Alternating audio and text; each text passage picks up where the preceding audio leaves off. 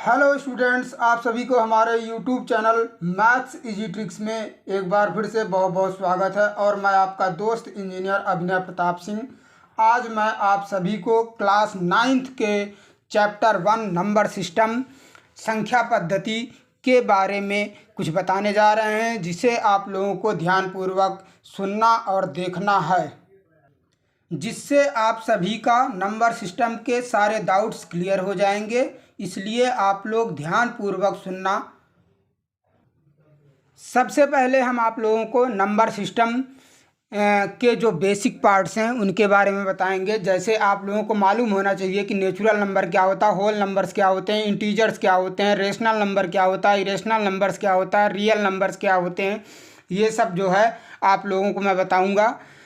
तो सबसे पहले मैं ये बताने जा रहा हूँ कि नेचुरल नंबर क्या होता है। नेचुरल नंबर वो होता है जो 1 से स्टार्ट होकर के इनफाइनाइट तक कहीं तक भी जा सकता है, लेकिन स्टार्टिंग हमारा नेचुरल नंबर का 1 से होता है। इसलिए हम यहाँ पर लिख दे रहे हैं शॉर्ट फॉर्म में, आप लोग देख लेना। 1, 2, 3, 4, 5, dash dash dash dash dash dash etcetera, कुछ भी हो सकता है, ठीक है, लेकिन स्टार्टिंग 1 से होगा। अब होल नंबर क्या होता है? जो नेचुरल नंबर होता है वो 1 से स्टार्ट होता है, लेकिन होल नंबर हमारा 0 से स्टार्ट होकर के इनफाइनाइट तक होता है। तो इसलिए यहाँ पर हम लिख दे रहे हैं 0, 1, 2, 3, 4, 5, dash dash dash dash etcetera.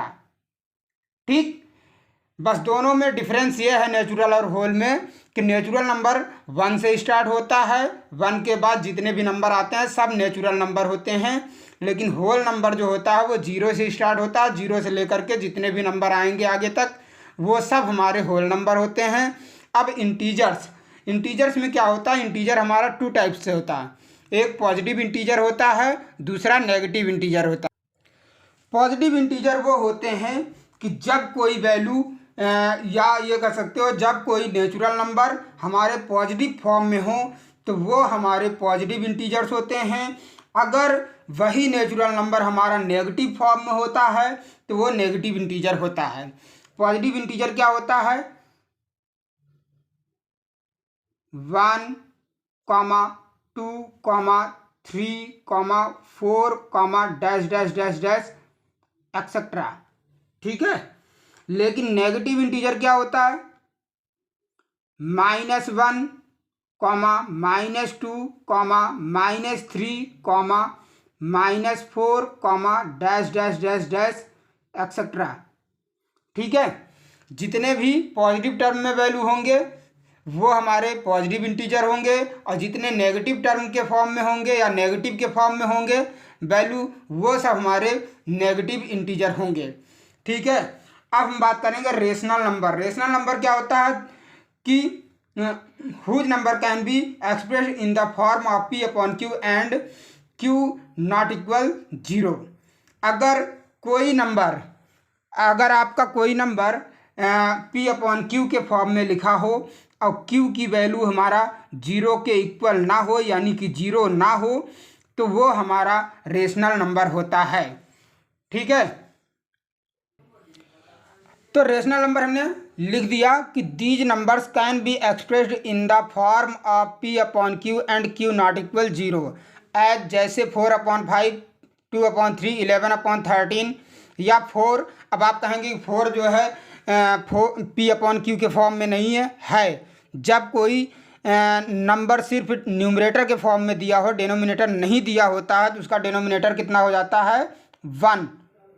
तो देख लो यहाँ पर भी P/Q के फॉर्म में हो गया। इसलिए ये सभी नंबर या इस तरीके के अगर नंबर दिए हुए हैं तो वो हमारे रेशनल नंबर्स होते हैं, जो हमारा P/Q के फॉर्म में दिया हो और Q की वैल्यू हमारी 0 ना हो, वही हमारे रेशनल नंबर्स होते हैं। अब बात आती है इरेशनल नंबर। इरेशनल नंबर क्या होता है कि रेशनल नंबर्स इसका अपोजिट होता है रेशनल नंबर्स का। जैसे कि इसमें जो है क्या था, P अपॉन क्यू के फॉर्म में हो और क्यू नॉट इक्वल 0 हो, लेकिन यहाँ पर ऐसा कुछ नहीं। यहाँ पर क्या करना है कि these numbers can not be expressed in the form of P upon Q as, जैसे पाई की वैल्यू अब आप लोग कहेंगे कि 22/7 होता है, लेकिन वो एग्जैक्ट नहीं होता। अगर उसको आप डिवाइड करेंगे तो वो non terminating and non repeating के फॉर्म में आता है उसका डेसिमल एक्सपेंशन, तो इसलिए ये भी हमारा इरेशनल नंबर होगा। अब जितने भी ऑड नंबर रूट के अंदर हों, जैसे √2, √3, √5, √7, √11, √13, ऐसे कुछ भी, इनका भी जो है अगर हम देखें तो ये भी इरेशनल नंबर हैं, क्योंकि इनका भी जो डेसिमल एक्सपेंशन होगा वो भी non terminating and non repeating form में आएगा। ऐसे अब ये है, ये भी हमारा जो है non terminating and non repeating के फॉर्म में है, क्योंकि यहाँ पर कोई भी डेसिमल एक्सपेंशन में वैल्यू रिपीट नहीं हो रही है, ऐसे ये आगे बढ़ती ही चली जाएगी। और अगर इसको हम फ्रैक्शन के फॉर्म में बनाएं तो इसका जो है जो भी डिवाइड करने के बाद रिमाइंडर 0 कभी नहीं होगा, ये ऐसे ही बढ़ता जाएगा और डेसिमल के बाद वाली वैल्यू रिपीट भी नहीं होगी, अलग अलग डिजिट ऐसे आते जाएंगे। तो इसलिए ये भी हमारा क्या है, इरेशनल नंबर है। तो इरेशनल नंबर आप समझ गए होंगे। अब हम बात करेंगे रियल नंबर्स। रियल नंबर्स क्या होते हैं? It contain all rational and irrational numbers that can be represented on number lines. जितने भी रेशनल और इरेशनल नंबर्स होते हैं उनको हम रिप्रेजेंट कर सकते हैं एक नंबर लाइन पर। अब वही हमारा जो है क्या होता है, रियल नंबर, जो हम नंबर लाइन पर रिप्रेजेंट करेंगे नंबर, वो सारे नंबर हमारे क्या होंगे, रियल नंबर्स, चाहे वो रेशनल के फॉर्म में हो चाहे इरेशनल के फॉर्म में हो। तो यहाँ पर रियल नंबर्स लिखा हमने, it contain all rational and irrational numbers that can be represented on number lines. हमने एक नंबर लाइन्स बनाया, इस पर नेगेटिव टर्म यहाँ पर कहीं पर 0 ले लिया, 0 के लेफ्ट हैंड साइड में जितने भी वैल्यू रिप्रेजेंट होंगे सब नेगेटिव टर्म होंगे, और राइट हैंड साइड में जितने वैल्यू रिप्रेजेंट होंगे वो सब पॉजिटिव टर्म में होंगे। और ये हमारा नंबर लाइन है, इसलिए इसको हम नंबर लाइन पर रिप्रेजेंट किया गया है सब नंबर, इसलिए नंबर लाइन सिस्टम या नंबर सिस्टम का नंबर लाइन पर रिप्रेजेंटेशन है। और यही माइनस नेगेटिव टर्म की वैल्यू और पॉजिटिव टर्म की वैल्यू सब हमारे क्या हैं, रियल नंबर्स। तो अब उसके बाद अगर हमने आपसे बताया था कि इरेशनल नंबर जैसे √2, √3, √5, ऐसे 3 पॉइंट फलाना ढमाका जो भी है, ये सब इतना, ये सब जो है हम इसी नंबर लाइन पर रिप्रेजेंट कर सकते हैं, कहीं ना कहीं वो नंबर रिप्रेजेंट होंगे, यही हमारे रियल नंबर्स होते हैं। अब हम फुल डिटेल बताते हैं आप लोगों को रेशनल नंबर के बारे में, कि जैसे अगर कोई 2 रेशनल नंबर दिया हो और उनके बीच का 4 बार या 5 बार या 10 बार कहे कि 10 टाइम्स उसका बिटवीन रेशनल नंबर फाइंड करो, तो उसके लिए क्या करोगे, उसके लिए हम बताने जा रहे हैं, ध्यान से देखना। तो यहाँ पर हमने रेशनल नंबर में एक एग्जांपल लिया है कि find 5 rational numbers between 2/5 and 3/5। यहाँ पर 5 रेशनल नंबर फाइंड करना है हमको 2/5 और 3/5 के बिटवीन में, यानी बीच में कितने 5 रेशनल नंबर। तो जितना अगर आपसे कह रहा, जैसे अगर कह रहा 5 रेशनल नंबर फाइंड करना है तो 5 के बाद 6 आता है, तो 6 से आप सबसे पहले ये चेक करना कि दोनों फ्रैक्शन का डिनोमिनेटर सेम है कि नहीं। अगर सेम है तो जितना रेशनल नंबर निकालने के लिए कहा है उससे 1 बढ़ा करके ऊपर नीचे यानी डिनोमिनेटर न्यूमरेटर में दोनों के फ्रैक्शन में मल्टीप्लाई कर दो सबसे पहले। तो क्या करेंगे, यहाँ लिखेंगे 2/5 × 6 × 6, यहाँ 5 कहा था तो 6 से मल्टीप्लाई किया ऊपर नीचे। अब उसके बाद = कितना हो जाएगा, 6 2 जा 12 अपॉन 5 6 जा 30, एंड फिर कह रहा कि 3/5, इसमें भी 6 से मल्टीप्लाई करो ऊपर नीचे, 6 3 जा 18 अपॉन 6 5 जा 30। अब यहाँ आ गया 12/30, यहाँ 18/30। अब इनके बीच 5 फ्रैक्शन और लिख दो, वही हमारे हो जाएंगे 5 रेशनल नंबर्स। तो देयरफॉर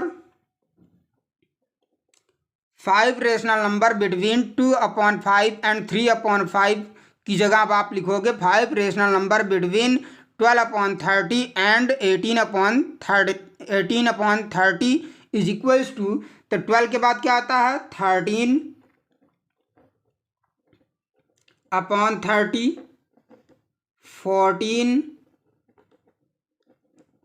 15/30, 16/30, 17/30, यही हमारा आंसर है। ठीक है, तो कितना आया 1 2 3 4 5, 5 रेशनल नंबर हमें फाइंड हो गया 2/5 और 3/5 के बिटवीन में। ठीक है, इसी प्रकार से एक एग्जाम्पल और हम आप लोगों को बता दे रहे हैं जिनके बीच का जो है रेशनल नंबर फाइंड करना होगा, लेकिन दोनों फ्रैक्शन में से डिनोमिनेटर डिफरेंट होंगे। तो उसका कैसे निकाला जाता है वो भी मैं आप लोगों को बता दे रहा हूँ। यहाँ पर कह रहा find 5 rational numbers between 2/5 and 3/4। अब इन दोनों का डिनोमिनेटर डिफरेंट है, तो इसके लिए क्या करना होगा, सबसे पहले डिनोमिनेटर को सेम करना होगा। सेम करने के लिए हम क्या करेंगे, इसका डिनोमिनेटर जैसे 4 है तो इसमें न्यूमरेटर डिनोमिनेटर दोनों में 4 का मल्टीप्लाई कर देंगे। अब इसका 5 जो डिनोमिनेटर है इसके जो है न्यूमरेटर और डिनोमिनेटर में मल्टीप्लाई कर देंगे, तब सॉल्व करेंगे तो डिनोमिनेटर सेम आ जाएगा दोनों का। जैसे क्या करते हैं सोल्यूशन में 2/5, हमने बोला था कि न्यूमरेटर डिनोमिनेटर में 4 का मल्टीप्लाई कर दीजिए, ये वाला। ठीक है, तो कितना आ जाएगा 2 4 जा 8 अपॉन 4 5 जा 20 एंड अब 3/4 इसमें इसके डिनोमिनेटर से न्यूमरेटर डिनोमिनेटर दोनों में मल्टीप्लाई कर देना। 5 × 5 कितना आ जाए 3 5 जा 15 अपॉन 4 5 जा 20। अब यहाँ पर हमारा हो गया 8/20, 15/20, दोनों का डिनोमिनेटर सेम हो गया। अब इनके बिटवीन 5 रेशनल नंबर फाइंड कर लो आराम से। तो देयरफॉर 8 के बाद क्या आता है 9/20, 5 निकालना है तो 5 ही निकालना। फिर 10/20, 11/20, 12/20, 13/20। ठीक, यही हमारा आंसर है। अगर 6 रेशनल नंबर कहता है इनके बीच में निकालने के लिए तो एक बार अभी और बढ़ जाएगा 14/20। ठीक, तो यही हमारा इसका आंसर है और सॉल्यूशन करने का यही तरीका है। इसे अच्छे से ध्यान से सीख लेना। अगर कोई प्रॉब्लम हो तो हमसे पूछ सकते हैं, कमेंट सेक्शन में जा कर के कमेंट कर सकते हैं, जिसका रिप्लाई मैं ज़रूर करूँगा।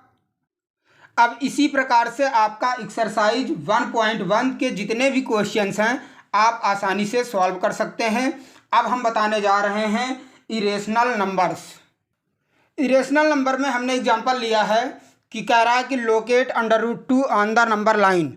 अगर √2 को कह रहा है कि लोकेट करके दिखाओ नंबर लाइन पर, तो कैसे नंबर लाइन पर रिप्रेजेंट करोगे √2 को, उसका एक प्रोसेस होता है। सबसे पहले आपको क्या करना है, एक राइट एंगल ट्रायंगल बना लेना है। राइट एंगल ट्रायंगल बनाने के लिए स्केल की हेल्प से आप एक राइट एंगल ट्रायंगल ऐसे अपने आप से ड्रा कर लेना। इसका ये एंगल हमारा क्या है 90 डिग्री, यानी राइट एंगल ट्रायंगल है। एक एंगल जो है हमारा 90 डिग्री का होना चाहिए। अब ये जो है हमारा क्या है बेस, ये क्या है परपेंडिकुलर लाइन या हाइट बोल सकते हो। और ये है हमारा हाइपो यानी हाइपोटेनियस। हाइपो हम क्या बोलते हैं हाइपोटेनियस।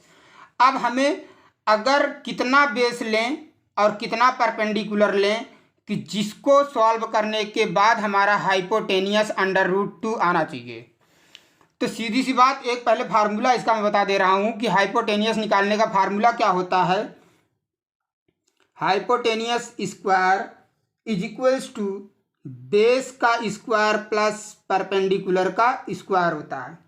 ठीक है, अगर हमें hypotenuse square is equals to base 1 रख दें, कितना 1 यूनिट, और परपेंडिकुलर भी कितना रख दें 1 यूनिट, तो 1 का स्क्वायर प्लस 1 का स्क्वायर, तो H square is equal to कितना आ जाएगा 1 का स्क्वायर 1 प्लस 1 का स्क्वायर 1 इज इक्वल टू कितना आ जाएगा 2। तो एच इज इक्वल टू क्या आ जाएगा, स्क्वायर हटेगा तो इस साइड आकर के रूट लग जाएगा √2। हमारा हाइपोटेनियस कितना आ गया √2। ठीक है, अब इसको आप क्या करो कि एक स्केल की हेल्प से नंबर लाइन खींचो। हमने क्या किया कि एक नंबर लाइन खींच लिया। ठीक है, कहीं भी आप एक पॉइंट कट कर लो, उसे आप 0 मान लो या O मान लो। ठीक है, अब हम सबसे पहले कि अगर एक यूनिट लेते हैं स्केल की हेल्प से, अगर 1 सेंटीमीटर हम लेते हैं तो 1 सेंटीमीटर बहुत छोटा बनेगा, जिससे हमें परेशानी होगी फिगर ड्रॉ करने में। इसलिए हम यहाँ लिख लेते हैं लेट कर लेते हैं 1 unit is equals to 2 centimetre लेते हैं। कितना ले लेते हैं 2 सेंटीमीटर। तो अब स्केल की हेल्प से आप 2 सेंटीमीटर पर एक कट लगा लो। यह है 2 सेंटीमीटर का कट। अब इसे क्या करना है, कंपास की हेल्प से इस वाले पॉइंट से एक 90 डिग्री की लाइन हमें ड्रॉ करनी है। अब यहाँ से हम एक कंपास को ओपन करके हाफ से अधिक एक आर्क लगाते हैं। अब ये आर्क जहाँ कट किया, यहाँ पर कंपास को रख करके एक आर्क यहाँ लगाया, फिर यहाँ से कंपास को रख के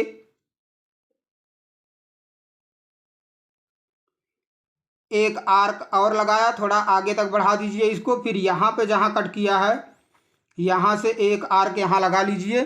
अब ये वाला जहाँ कट हुआ है, यही आप लाइन इस पॉइंट से मिला दीजिए, तो ये हमारा हो जाएगा 90 डिग्री की लाइन।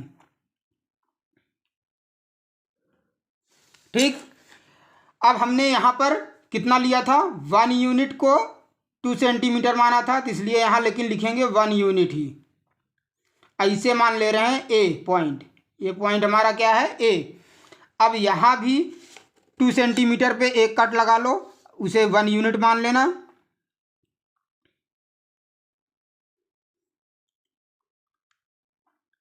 यहाँ आ गया, जहाँ पे भी कट हुआ है इस पॉइंट को आप बी मान लो। ठीक, ये भी 1 यूनिट है। फिर इस वाले बी वाले पॉइंट को ओ वाले पॉइंट से मिला दो। अब ये आपका जो आएगा सॉल्व करके इस फार्मूले से √2 ही आएगा। कितना आएगा √2। अब जब √2 आ गया तो √2 यहाँ आ रहा है, लेकिन रिप्रेजेंट हमें कहाँ करना था, नंबर लाइन पर। नंबर लाइन हमारा ये है। ठीक है, तो इस लाइन पर रिप्रेजेंट करना है। तो इस लाइन पर रिप्रेजेंट करने के लिए हम क्या करते हैं, कंपास को ओ पॉइंट पे रख करके बी पॉइंट तक ओपन कर लेते हैं। इसके डिस्टेंस तक हम क्या करते हैं, ओपन कर लेते हैं। फिर वहाँ से एक आर्क लगा देते हैं नंबर लाइन पर, जहाँ भी कट करेगी इस पॉइंट को हम मान लेंगे सी। ठीक, यही पॉइंट हमारा क्या है √2, यानी √2 नंबर लाइन पर हमारा कहाँ कट करेगी, सी पॉइंट पर। ठीक है, तो आप लोगों को बनाना आ गया होगा। अगर इसे प्रूफ करना है तो इसी फार्मूले पे आप यहाँ लिख दीजिए, प्रूफ लिख करके इसको जो है वैल्यू यहाँ रख करके सॉल्व कर दीजिए, हो जाएगा प्रूफ। ठीक है, इसी प्रकार से हम √3 को भी ड्रॉ कर सकते हैं। अब एग्जाम्पल नंबर 2 हमने लिया कि locate √3 on the number line. अब √3 को नंबर लाइन पर रिप्रेजेंट करना है, तो इसके लिए भी हम पहले ऐसे एक ग्राफिकली जो है फिगर बना लेंगे।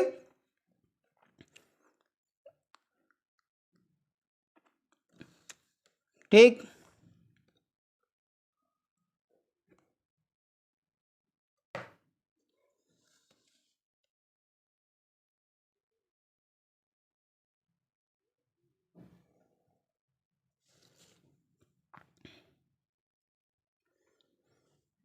इसे O मान लीजिए, इसे A मान लीजिए, इसे B मान लीजिए, इसे 1 यूनिट, इसे 1 यूनिट, ये आ जाएगा हमारा √2 सेम है जैसे। ठीक है, अब लेकिन हमें लाना कितना था √3, इसलिए अब इस वाले लाइन पर एक 90 डिग्री का लाइन खींचेंगे। ये अभी हम ग्राफिकली रफली जो है फिगर बना रहे हैं, उसके बाद फिर ग्राफिकली फिर नंबर लाइन पर रिप्रेजेंट करके आप लोगों को दिखाएंगे। ठीक है, तो इसे यहाँ से मिला दीजिए। अब इसे C पॉइंट मान लीजिए, ये भी 1 यूनिट हो गया। अगर अब इस वाले फिगर की अगर हम बात करें OBC, तो ये भी इसमें 90 डिग्री का ये हो गया। तो √2 का स्क्वायर प्लस 1 का स्क्वायर इज इक्वल टू क्या होगा, हाइपोटेनियस OC का स्क्वायर। तो अगर सॉल्व करेंगे तो OC इज इक्वल टू यानी हाइपोटेनियस ये वाली कितनी आ जाएगी हमारी √3। ठीक है, मैं सॉल्व करके दिखा दे रहा हूँ आप लोगों को। सॉल्व कैसे होगा देख लीजिए। OC का स्क्वायर इज इक्वल टू √2 का स्क्वायर प्लस 1 का square. OC square is equal to कितना हो जाए, √2 का स्क्वायर, स्क्वायर से √ कट गया तो बचेगा 2, प्लस 1 का स्क्वायर 1, तो OC इज इक्वल टू क्या हो जाएगा √3। ठीक है, अब इसको हम नंबर लाइन पर रिप्रेजेंट कर दे रहे हैं। नंबर लाइन पर रिप्रेजेंट करने के लिए क्या करना होगा, हमने आपसे बताया था कि एक सबसे पहले क्या करो, लाइन ड्रॉ कर लो कोई भी। ठीक, अब इस लाइन पे हम क्या करेंगे,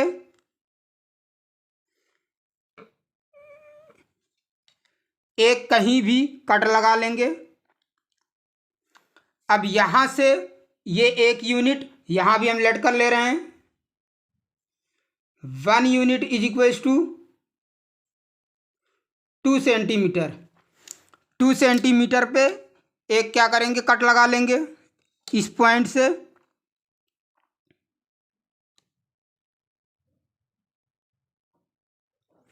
ठीक है, अब यहां से एक 90 डिग्री का ड्रॉ कर लेंगे।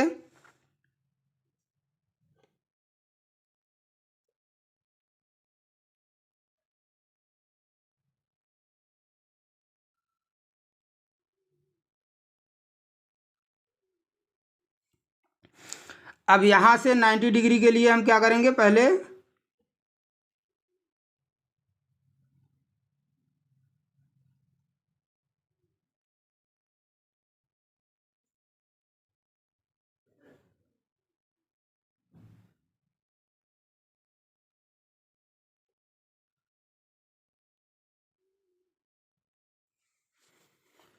अब ये हमारा 90 डिग्री का लाइन ड्रॉ हो जाएगा।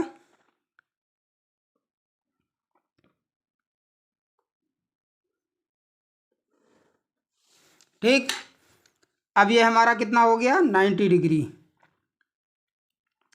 इसे O मान लिया, इसे A मान लिया। अब 2 यूनिट्स पे यहाँ कट लगा लेंगे, यानी 2 सेंटीमीटर पे 1 unit is equal to 2 centimetre take किया हमने, तो कितना हो जाएगा,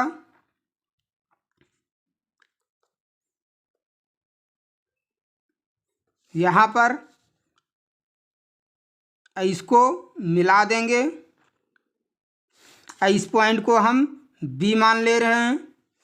अब यहाँ से इस वाली लाइन को थोड़ा एक्सटेंड कर लीजिए, बढ़ा लीजिए।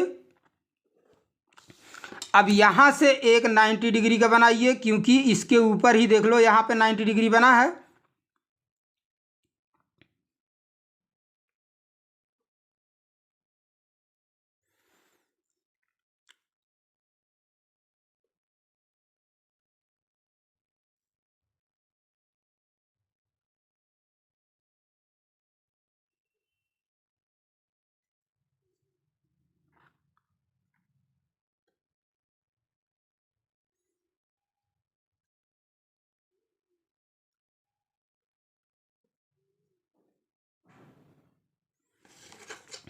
अब इसको हम मिला लेंगे इससे बी पॉइंट से।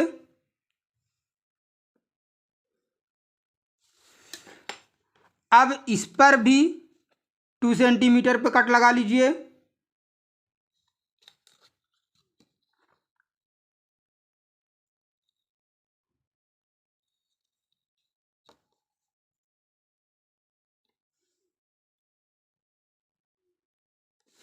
ये जहाँ पर कट किया इसको ला करके ओ से मिला दीजिए।